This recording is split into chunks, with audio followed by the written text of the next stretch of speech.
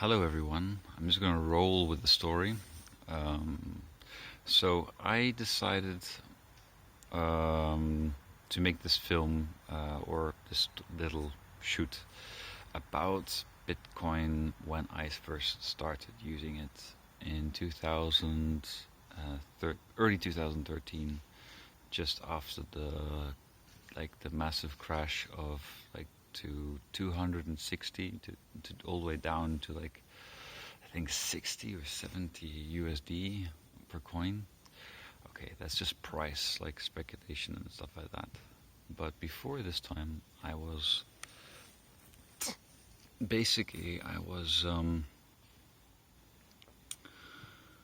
a long time ago. So 2010 was the first time I got introduced to it, and I wanted to buy some. Well, wanted to buy some actually.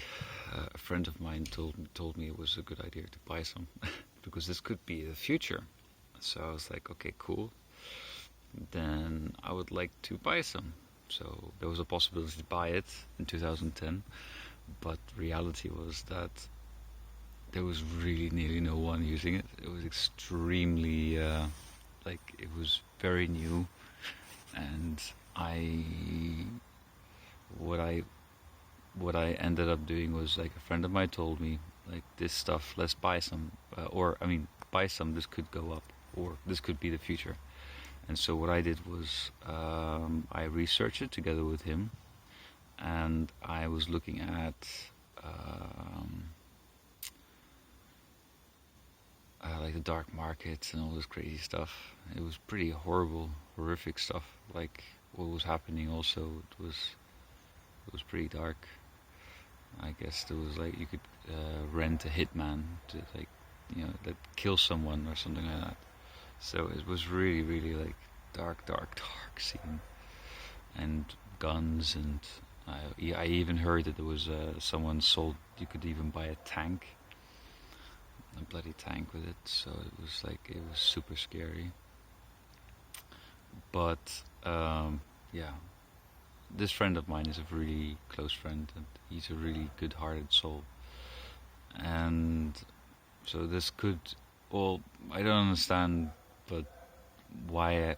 Okay, so whatever. So I kind of looked at it, tried to buy it.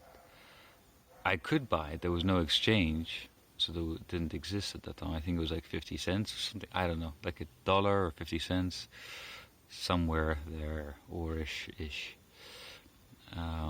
But the point was that I didn't do it because there was only one place in the world that would exchange it for fiat. So real money, they said. And that time it was something so crazy, something so off.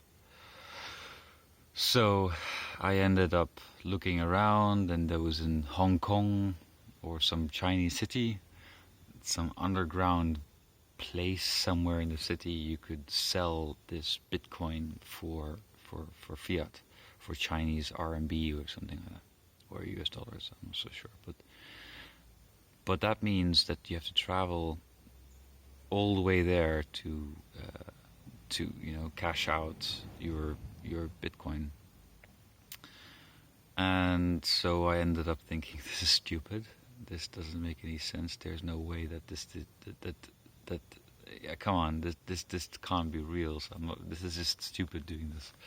So I ended up just forgetting about it, letting it go. Years later, beginning in 2013, when I heard of it again, it was 2000. It moved. It was coming down from the spike of 1,000. I mean, $260 all the way down to 60, $70. And at that time it struck my interest extremely loud, like boom, I'm getting into this stuff. Put some money aside, and I bought because now the exchanges existed. There was a lot of exchanges, or a lot of them, Mt. Gox and Bitstamp, and so I was ending up on Bitstamp, and I bought my first Bitcoin in beginning of 2013 for $83 per piece, and that was pretty cool. Yeah, and I was watching it going down, and I was like, ah. And then it went down to like 60, and I was like, ah, it could go even lower. And then it was going up, crawling up and up and up, and around 70. And I was like, ooh, this thing could actually, maybe the bottom has already been hit. So then I was like, fuck it, I'm buying it.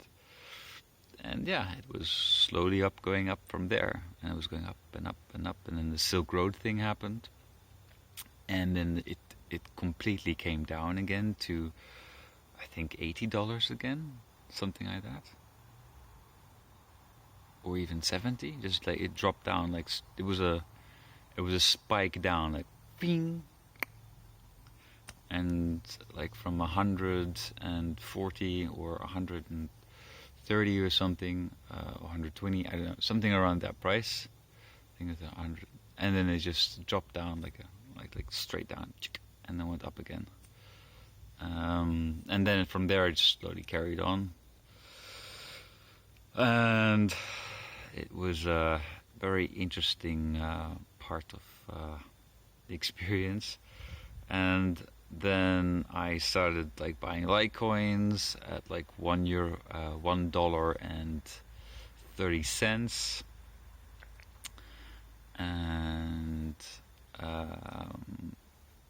and then I was moving money from Bitcoin to Litecoin and Namecoin and PPC coin, Peercoin. Yeah, that was it called, Peercoin.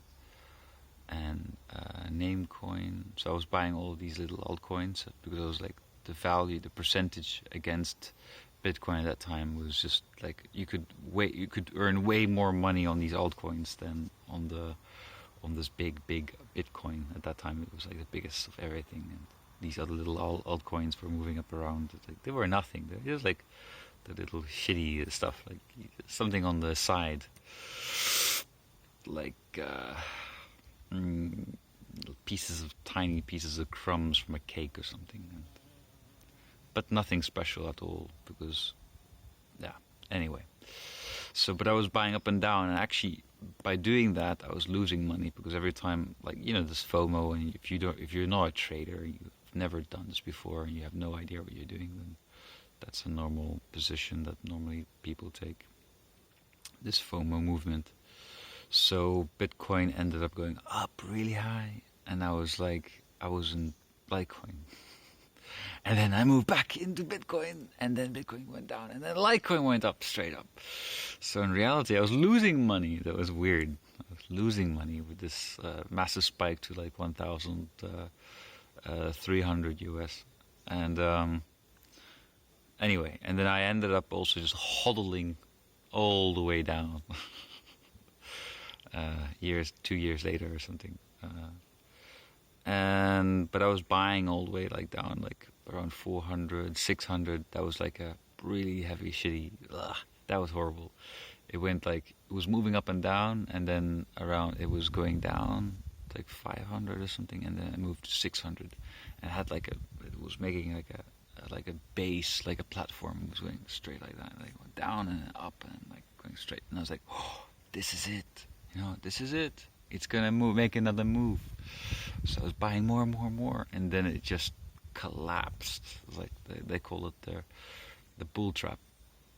2014, 15. Yeah, I think it was 2014. And then it went down even lower, and yeah.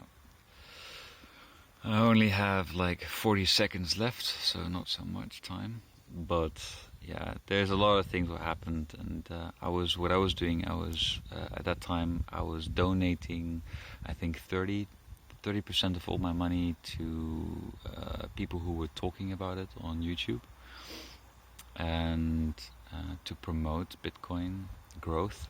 And I was getting people on board. I was part of the meetups a lot, and I helped organize some things in meetups. I was really getting the awareness, really spreading it out, and donating a lot of Bitcoin to lots of people who were talking about it. Okay, I will talk about it next time.